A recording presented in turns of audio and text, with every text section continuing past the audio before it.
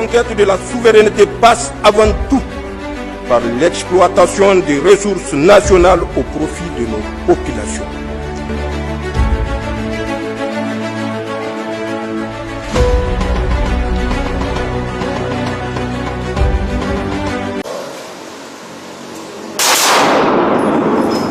C'est une image forte, soigneusement pensée, qui s'inscrit dans un contexte national exceptionnel en se rendant personnellement avec les membres du Conseil national pour la sauvegarde de la patrie sur un champ de tir pour une séance d'exercice d'armes.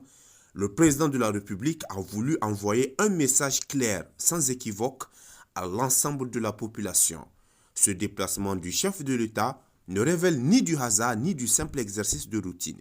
Il intervient à un moment précis de l'histoire du pays, marqué par la proclamation de la mobilisation générale, une décision lourde de sens qui traduit la gravité de la situation sécuritaire et la nécessité pour la nation tout entière de se tenir prête.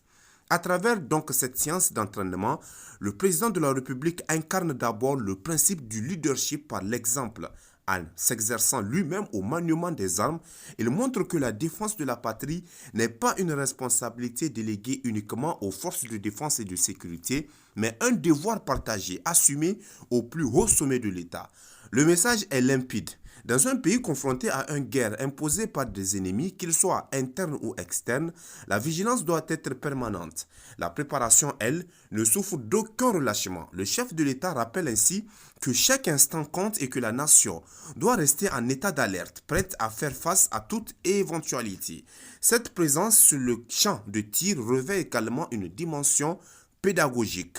Elle vise à renforcer l'esprit de discipline, de résilience et de responsabilité collective en montrant sa propre disponibilité à se préparer physiquement et mentalement.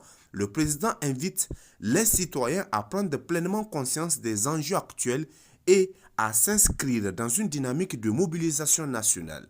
Au-delà du symbole, l'acte s'inscrit dans une logique de cohérence avec la mobilisation générale décrétée. Il s'agit donc de démontrer que cette mobilisation n'est pas un simple mot d'ordre, mais une réalité concrète incarnée par le chef de l'État lui-même, déterminé à faire front avec son peuple dans un contexte de guerre contre des forces hostiles cherchant à déstabiliser le pays. Ce geste se veut aussi un message de fermeté.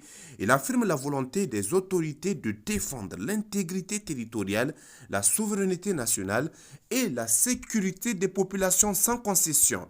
En se préparant à tout moment, le président de la République réaffirme enfin une certitude.